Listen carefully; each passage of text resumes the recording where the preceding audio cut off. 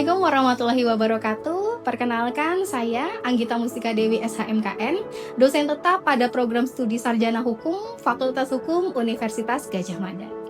Saat ini saya sedang mengikuti program sertifikasi dosen tahun 2025 yang diselenggarakan oleh Kementerian Pendidikan Tinggi, Sains dan Teknologi. Dalam proses tersebut, saya juga sedang menyusun pernyataan diri dosen untuk unjuk kerja Tridharma Perguruan Tinggi atau PDD UKT-PT pada mata kuliah Hukum Pertanahan. Saya merupakan salah satu pengampu dari mata kuliah Hukum Pertanahan. Mata kuliah ini ditawarkan pada semester 4 di program studi Sarjana Hukum Fakultas Hukum Universitas Gadjah Mada. Hukum Pertanahan merupakan mata kuliah wajib dengan bobot 3 SKS. Adapun capaian pembelajaran lulusan untuk mata kuliah ini meliputi CPL 2 menguasai prinsip, teori, doktrin, dan norma hukum, baik yang berlaku pada level lokal, nasional, maupun internasional, dengan pendekatan keilmuan hukum.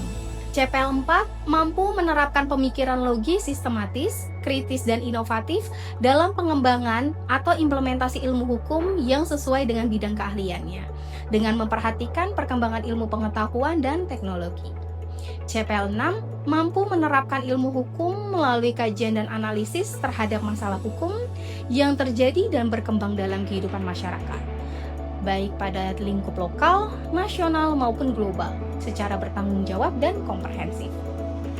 Lebih lanjut, capaian pembelajaran mata kuliah atau CPMK meliputi CPMK 1, memahami teori dasar yang berkaitan dengan hukum pertanahan, CPMK 2, memahami perkembangan pengaturan berkaitan dengan hukum pertanahan, dan terakhir CPMK 3, menganalisis dan menyelesaikan permasalahan hukum yang berkaitan dengan hukum pertanahan.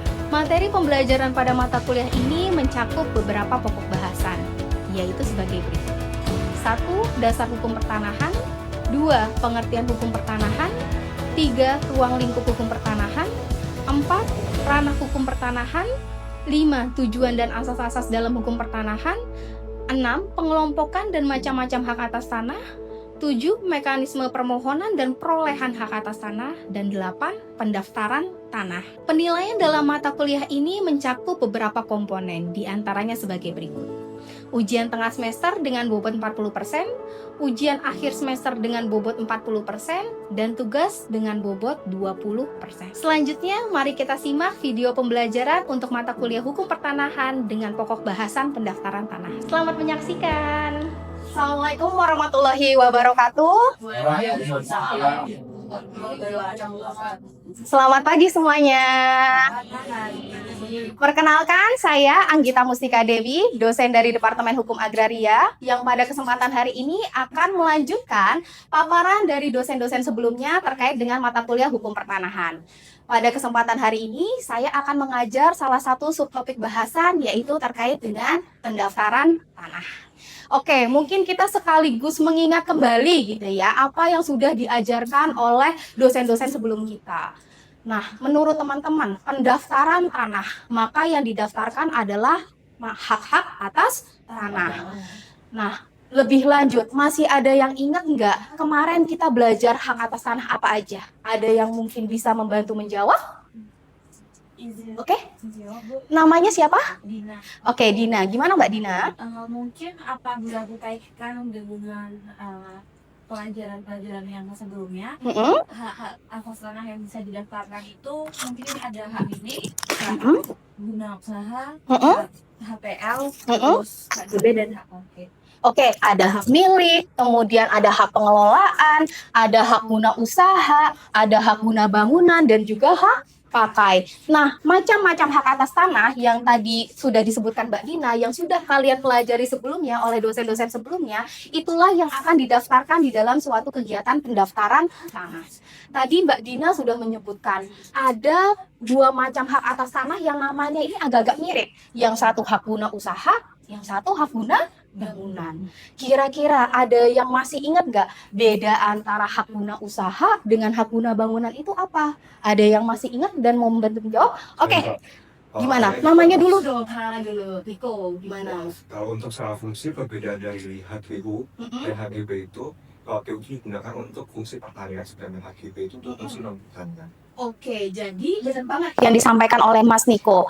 Ada dua macam hak yang namanya ini agak-agak serupa. Yang satu hak guna usaha, yang satu ada hak guna bangunan. Nah, benar yang seperti yang disampaikan Mas Niko, hak guna usaha digunakan untuk usaha pertanian. Tetapi kalau hak guna bangunan, karena namanya saja hak guna bangunan, maka diperuntukkan untuk membangun bangunan. Ya, oke. Kita akan mulai masuk kepada pokok bahasan kita terkait dengan pendaftaran. Sebelum kita melangkah terkait dengan pembahasan pendaftaran tanah, pasti kita perlu mengetahui dulu dasar hukum pengaturan pendaftaran tanah di Indonesia itu diatur di dalam peraturan apa aja. Mulai dari undang-undang, kita lihat ada Undang-Undang Nomor 5 Tahun 1960 tentang Peraturan Dasar Pokok-pokok Agraria atau yang biasa kita singkat sebagai UU PA. Lebih lanjut, UU PA tersebut diatur lebih lanjut di dalam PP nomor 24 tahun 1997 tentang pendaftaran tanah. Yang teman-teman ketahui juga di dalam perkembangannya, PP 24 tahun 1997 kemudian diubah sebagian dengan PP nomor 18 tahun 2021 tentang hak pengelolaan, hak atas tanah, satuan rumah susun, dan pendaftaran tanah. Kemudian pengaturan-pengaturan di tingkat undang-undang maupun PP kemudian diatur lebih lanjut lagi di dalam peraturan teknis, yaitu Peraturan Menteri Agraria dan Tata Ruang, Kepala Badan Pertanahan Nasional Republik Indonesia Nomor 6 Tahun 2018 tentang pendaftaran tanah sistematis lengkap. Jadi itu kurang lebih dasar hukum kita ketika kita membahas materi terkait dengan pendaftaran. Oke. Ketika kita membahas mengenai pendaftaran tanah, maka kan kita perlu tahu dulu yang dimaksud pendaftaran tanah itu seperti apa, Mbak, gitu kan. Nah, pengertian mengenai pendaftaran tanah ini bisa kita temukan pengertiannya di dalam pasal 1 angka 9 Peraturan Pemerintah Nomor 18 Tahun 2021. Di situ dikatakan bahwa yang namanya pendaftaran tanah adalah rangkaian kegiatan yang dilakukan oleh pemerintah secara terus-menerus, berkesinambungan, dan teratur. Meliputi apa? Pengumpulan, pengolahan, pembukuan, dan penyajian, serta pemeliharaan data fisik dan data yuridis. Dalam bentuk peta dan daftar mengenai bidang-bidang tanah, ruang atas tanah, ruang bawah tanah, dan satuan rumah susun, termasuk pemberian tanda bukti haknya bagi tanah, ruang atas tanah, ruang bawah tanah yang sudah ada haknya, dan hak milik atas satuan rumah susun serta hak-hak tertentu yang membebaninya. Dari pengertian ini sebenarnya kita bisa belajar, teman-teman. Yang namanya pendaftaran tanah itu dikatakan sebagai suatu rangkaian kegiatan. Kenapa yang namanya pendaftaran tanah itu dikatakan sebagai suatu rangkaian kegiatan? Karena dimulai dari pengumpulan data fisik dan data yuridis sampai terbitnya hasil dari kegiatan pendaftaran tanah itu sendiri yang disebut sebagai sertifikat. Ya. Kemudian di sini juga dikatakan siapa yang melaksanakan pendaftaran tanah, yaitu pemerintah. Kemudian dilakukan secara terus-menerus, berkesinambungan, dan teratur. Di dalam kegiatan pendaftaran, apa aja sih yang dikumpulkan? Di sini dikatakan yang dikumpulkan itu apa? Data fisik dan juga data yuridis. Terkait dengan suatu bidang hak atas tanah, ada yang namanya data yuridis, ada yang namanya data fisik. Kira-kira ada yang bisa membedakan nggak bedanya data fisik dan data yuridis terkait dengan suatu bidang tanah? Oke, Mbak siapa? Putri. Oke, Mbak Putri, coba bisa jelaskan? Jadi kalau data fisik itu terkait dengan kondisi fisik suatu bidang tanah, Mbak. Misalnya terkait batasnya, letaknya di mana, lalu luasnya berapa, lalu apakah ada bangunan di atas bidang tanah tersebut. Sementara kalau data yuridis itu terkait aspek hukumnya.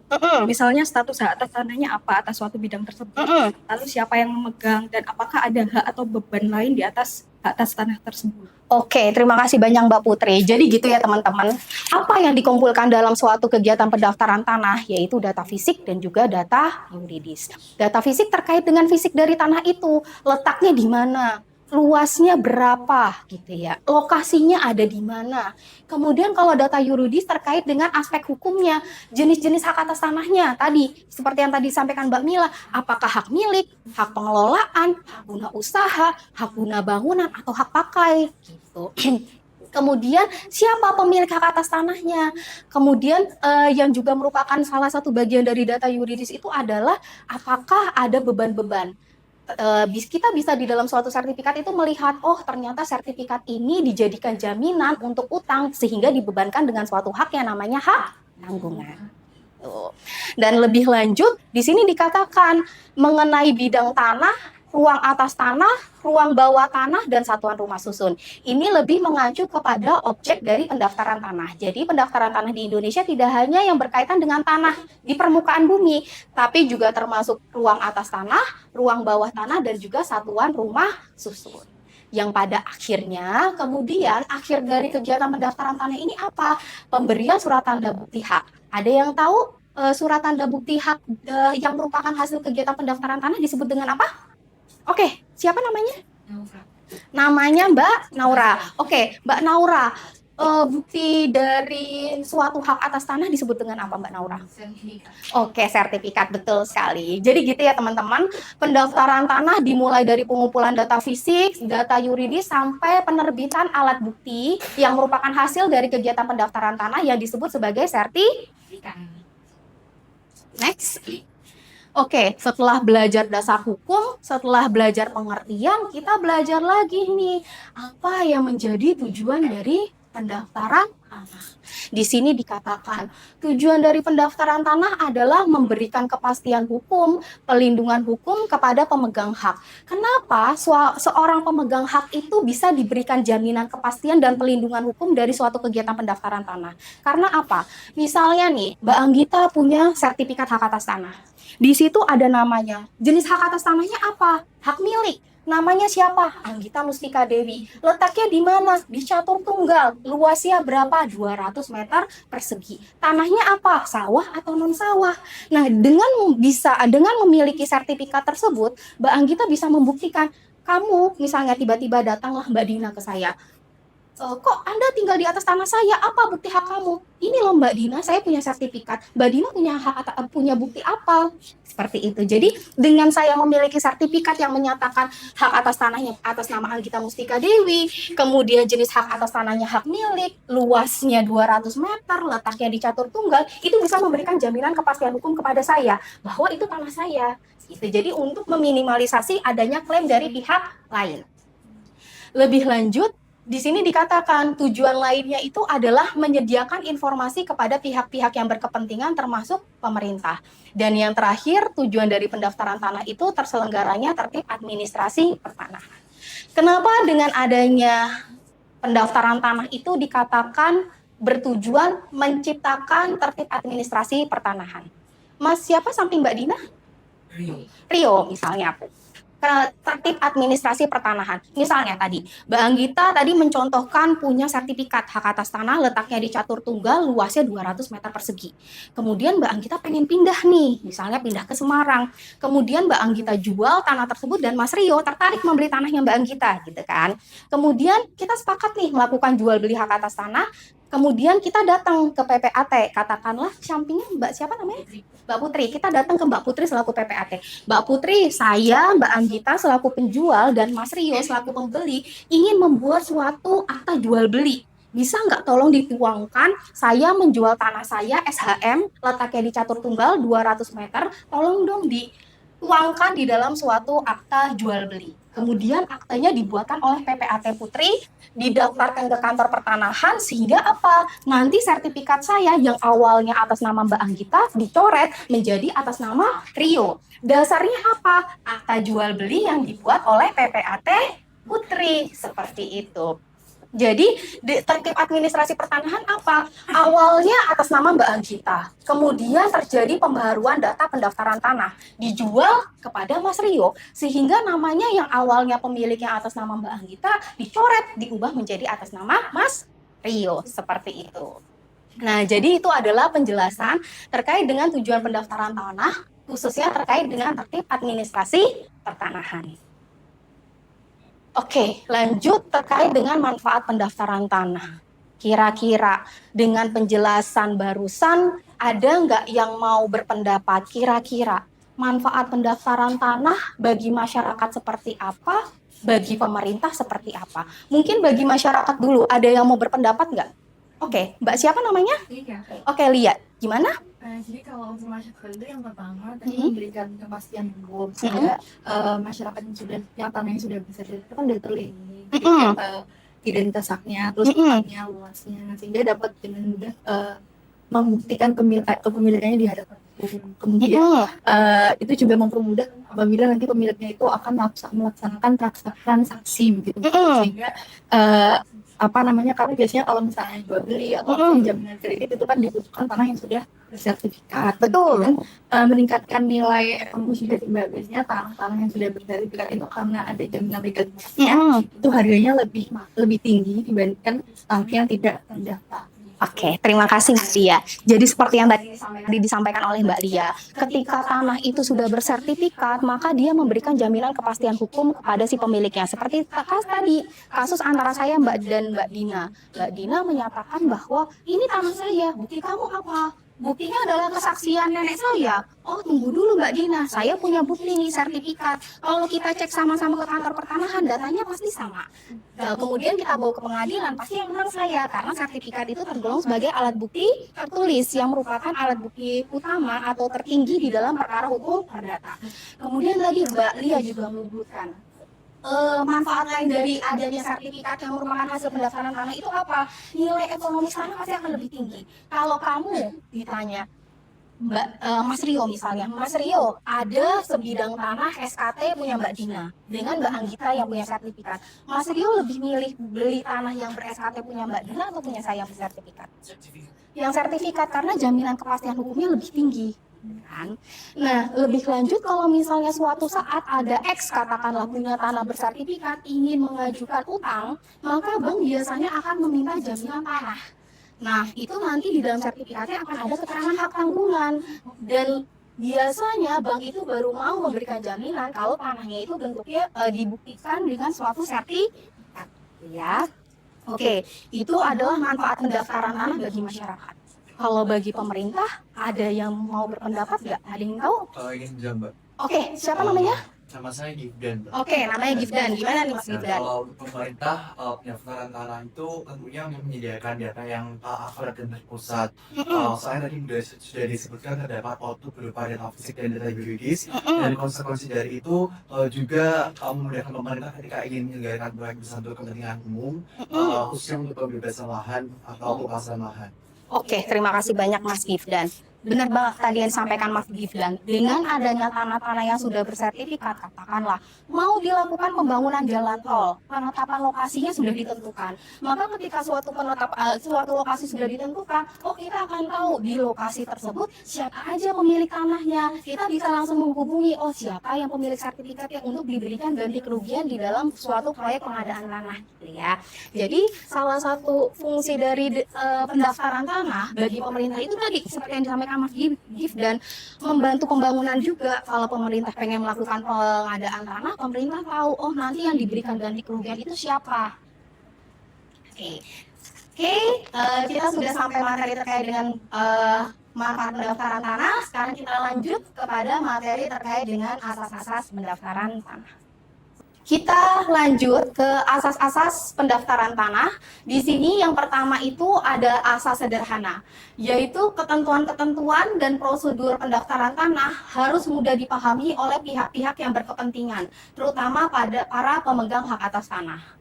Yang kedua, pendaftaran tanah itu harus diselenggarakan secara teliti, cermat, sehingga hasilnya dapat memberikan jaminan kepastian hukum dan pelindungan hukum. Lanjut, asas selanjutnya itu adalah asas terjangkau. Adanya penentuan besarnya biaya pendaftaran tanah harus memperhatikan kemampuan ekonomis bagi pihak-pihak yang memerlukan, khususnya kebutuhan dan kemampuan golongan ekonomi lemah. Lalu, pelayanan yang diberikan dalam rangka penyelenggaraan pendaftaran tanah pun harus bisa dijangkau oleh para pihak yang memerlukan, seperti pelayanan diupayakan mendekat pada lokasi pendaftaran tanah. Lalu selanjutnya asas terkait dengan pendaftaran tanah yang keempat adalah asas mutakhir. Data fisik dan data yuridis yang disajikan dalam pendaftaran tanah harus disesuaikan dengan keadaan data yang paling akhir, termasuk perubahannya. Pelaksanaan pendaftaran harus dilakukan secara terus-menerus dan berkesinambungan dalam rangka pemeliharaan data fisik dan juga data yuridis, sehingga data yang tersimpan di kantor pertanahan selalu sesuai dengan keadaan nyata di lapangan. Mungkin kalau tadi ingat lagi ya teman-teman, seperti kasus yang saya contohkan dengan Mas Rio tadi, itu merupakan salah satu bentuk dari asas mutakhir. Saya pengen menjual tanah, Mas Rio membelinya. Kemudian kita buat akte ke Mbak Putri selaku PPAT, setelah aktenya jadi didaftarkan ke kantor pertanahan, sehingga nantinya sertifikat dari atas nama Mbak Anggita berubah menjadi atas nama Mas Rio. Artinya apa? Adanya perubahan data yuridis. Pemilik hak atas tanahnya berubah. Itu merupakan salah satu contoh dari asas mutakhir ini. Kalau kamu mau menjual, ya dilakukan di depan PPHT sehingga bisa dibuatkan akta jual beli. Kemudian didaftarkan ke kantor pertanahan sehingga sertifikatnya berubah dari atas nama penjual berubah menjadi atas nama pembeli. Begitu juga kalau misalnya, misalnya nih contohnya Mbak Anggita punya tanah di Jogja. Kemudian Mbak Dina punya tanah di Semarang, misalnya kayak gitu. Kemudian di dalam perkembangannya Mbak Anggita lebih banyak berdomisili di Semarang. Kemudian Mbak Dina di sisi lain ternyata diterima nih kerja di Jogja. Saya udah nggak butuh lagi nih rumah saya yang letaknya ada di Wedomartani. Mbak Dina juga merasa, saya kan mau pindah diterima kerja di Semarang. Saya sudah diterima di Jogja. Saya udah nggak butuh lagi rumah saya di Semarang. Kita melakukan tukar menukar. Tukar menukar itu sama. Kita juga lakukan di hadapan PPAT. Kita datang lagi nih ke Mbak Putri selaku PPAT, menuangkan perjanjian tukar menukar tadi di dalam suatu akta tukar menukar. Nanti akta tukar menukar itu didaftarkan ke kantor pertanahan sehingga sertifikat yang awalnya atas nama Mbak Anggita berubah menjadi atas nama Mbak Dina. Sertifikat Mbak Dina yang di Semarang dari atas nama Dina berubah menjadi atas nama Mbak Anggita. Seperti itu. Jadi setiap perubahan, kalaupun ada kewarisan, kan ada juga tuh misalnya orang tua meninggal, diturun wariskan kepada anak-anak, itu juga harus didaftarkan agar data-data fisik maupun data yuridis yang ada di kantor pertanahan itu selalu terupdate gitu ya. Karena kan di dalam pewarisan awalnya atas nama almarhum ayah, kemudian berubah menjadi atas nama anak-anaknya. Mungkin pun juga bisa terjadi, awalnya 800 dibagi 3, anaknya ada 3. 800 ternyata dibagi jadi 3 sertifikat. Itu kan artinya ada perubahan data fisik dan yuridis. Itu juga termasuk yang bisa didaftarkan di kantor ya. Lanjut. Asas pendaftaran tanah yaitu yang kelima, asas open barhead atau asas keterbukaan. Ini yang dimaksud dengan asas keterbukaan, bahwa yang namanya proses pendaftaran tanah itu harus terbuka bagi pemilik tanah. Kemudian data-data pertanahan itu harus bisa diakses oleh masyarakat. Kira-kira ada yang mau ngasih contoh enggak? Implementasi dari asas keterbukaan dalam kegiatan pendaftaran tanah itu seperti apa? Oke, namanya siapa? Nanda, gimana Mbak?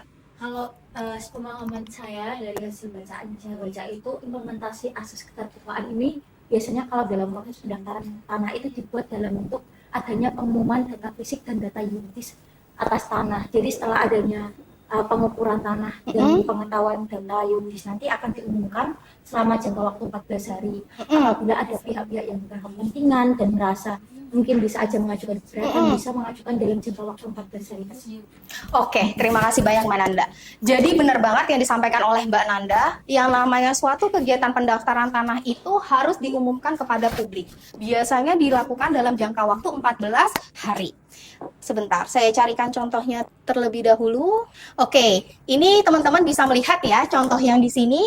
Ini adalah pengumuman data fisik dan juga data yuridis. Dalam rangka memenuhi pasal 24 ayat 2 dan 3 Permen ATR BPN nomor 6 tahun 2018 tentang pendaftaran tanah sistematis lengkap, dengan ini diumumkan hasil pengumpulan data fisik dan juga data yuridis. Dalam waktu 14 hari kalender kepada pihak-pihak yang berkepentingan terhadap bidang-bidang tanah dimaksud diberi kesempatan untuk mengajukan keberatan mengenai pengumuman ini ke kantor pertanahan. Apabila keberatan dimaksud disampaikan lewat jangka waktu, maka tidak dapat dilayani. Dan sebagai lampiran dari pengumuman ini pun juga disampaikan, tanah-tanah yang didaftarkan itu apa? Nah, misalnya, atas nama X, lokasinya di sini, luasnya di sini. Ternyata ketika misalnya nih, katakanlah tadi Mas Gifdan gitu ya. Mas Gifdan merasa, kok itu tanah yang ada di desa Kelurahan Temindung ini yang luasnya 1426 atas nama X, itu tuh harusnya atas nama Mbak Putri, misalnya seperti itu. Atau Mbak Putrinya langsung yang mengatakan, Bapak Ibu, itu saya melihat pengumuman nih yang disebarkan terkait dengan kegiatan pendaftaran tanah. Itu harusnya yang atas nama X ini yang terletak di desa Temindung ini seluas 1426 itu bukan atas nama X, harusnya atas nama saya sendiri. Jadi kamu diberikan kesempatan dalam jangka waktu 14 hari kerja karena adanya asas keterbukaan gitu. Oke, begitu ya teman-teman semuanya. Lanjut kita ke pembahasan yang selanjutnya, 2 asas terakhir terkait dengan kegiatan pendaftaran tanah. Nah, jadi teman-teman, asas ke-6 yang akan kita pelajari bersama terkait dengan kegiatan pendaftaran tanah itu adalah asas kontradiktor delimitasi. Apaan tuh asas kontradiktor delimitasi? Yaitu penentuan letak batas bidang tanah dilakukan oleh pemilik tanah dan para pemilik tanah yang bersebelahan. Misalnya, yang mau didaftarkan adalah tanahnya Mbak Dina. Maka ketika akan dilakukan pengukuran, kita harus memanggil orang-orang yang tanahnya ada di sekitar rumahnya Mbak Dina. Oh, kirinya dengan tanahnya Mas Rio. Mas Rio dipanggil dulu nih. Benar nggak batas tanahnya Mbak Dina dengan Mas Rio sebelah sini? Oh benar, silakan tanda tangan di dalam berita acara. Oh yang di sebelah sini berbatasannya dengan Mas Gifdan. Mas Gifdan benar nggak sih batas tanah kamu itu yang ini dengan Mbak Dina? Benar. Oh oke, kalau benar silakan tanda tangan di dalam berita acaranya. Begitu juga dengan tanah yang di sebelah sana dan juga yang di sebelah sini. Jadi kalau kamu mau melakukan kegiatan pendaftaran tanah untuk tahu luasnya, harus tahu batas-batasnya. Dalam rangka menentukan batas, dipanggil dulu orang yang ada di sekeliling tanah tersebut untuk menentukan benar nggak sih batas tanah kamu dengan tanah yang sedang didaftarkan itu seperti itu. Gitu. Kalau benar langsung dipasang patoknya, gitu ya. Asas terakhir itu adalah asas nemo plus juris. Artinya itu adalah orang tidak dapat mengalihkan hak melebihi hak yang ada padanya. Jadi itulah 7 macam asas yang akan kita pelajari, yang sudah kita pelajari nih teman-teman ketika belajar mengenai pendaftaran tanah. Sebelum kita akhiri, mungkin masih ada yang ingin bertanya terkait dengan materi yang saya sampaikan hari ini? Izin bertanya Mbak Anggita, saya Namanya Riris, oke? Tadi Mbak Anggita sudah menjelaskan terkait asas nemo plus juris, yang berarti orang tidak dapat mengalihkan hak melebihi hak yang ada padanya. Mengenai asas tersebut, untuk kasus Mbak Putri, apakah termasuk melakukan pelanggaran terhadap asas tersebut ya Mbak? Oke, kasus Mbah Tupon yang akhir-akhir ini banyak diberitakan di media massa gitu ya. Apakah kasus Mbah Tupon termasuk pelanggaran asas nemo plus juris? Kita perlu mengetahui, perlu mengingat kembali apa yang terjadi di dalam kasus Mbah Tupon. Jadi kasusnya itu adalah ada Mbah Tupon punya tanah seluas 2000-an meter persegi. Kan. Kemudian sebagian dari tanah tersebut sekitar 290-an meter persegi dijual kepada orang berinisial BR. Kemudian BR ini menawarkan juga kepada Mbah Tupon, Mbah Tupon, kalau sisa tanahnya tadi saya balik nama, saya bantu balik nama untuk anak-anak Mbah Tupon agar kedepannya langsung bisa dibagikan kepada anak-anak Mbah Tupon, bagaimana? Oh ya sudah, silakan dibantu saja. Akan tetapi yang terjadi di dalam perkembangannya apa? BR bukannya mengalihkan atas nama anak-anak Mbah Tupon, malah membalik nama menjadi atas namanya sendiri. Dari ilustrasi kasus tersebut, kita bisa menarik kesimpulan bahwa BR di dalam kasus Mbah Tupon itu melakukan pelanggaran terhadap asas nemo plus juris. Karena apa? Dia kan awalnya hanya ingin membantu membalik nama kepada anak-anak Mbah Tupon, tapi kemudian dibalik nama atas nama dirinya dan dia menjual kepada orang lain. Padahal kan dia nggak berhak, dia itu bukan pemilik tanah, ya kan? Nah, maka dalam hal itu BR dikatakan melanggar asas nemo plus juris. Kalaupun terhadap tanah sisa itu pengen dijual kembali, yang berwenang menjualnya seharusnya adalah Mbah Tupon atau anak-anaknya, gitu kan? Jadi itu merupakan contoh pelanggaran asas nemo plus juris. Oke, sebelum kita akhiri kuliah hari ini, saya punya tugas nih buat teman-teman yang habis perkuliahan ini selesai, akan saya submit di Simaster. Nanti saya berikan waktu 5 hari, nanti silahkan teman-teman submit kembali di Simaster. Tugas yang pertama adalah jelaskan perbedaan sistem publikasi pendaftaran positif dan negatif, lalu yang kedua, apa sistem publikasi pendaftaran tanah yang berlaku di Indonesia. Oke, dari saya cukup sekian. Terima kasih. Wassalamualaikum warahmatullahi wabarakatuh.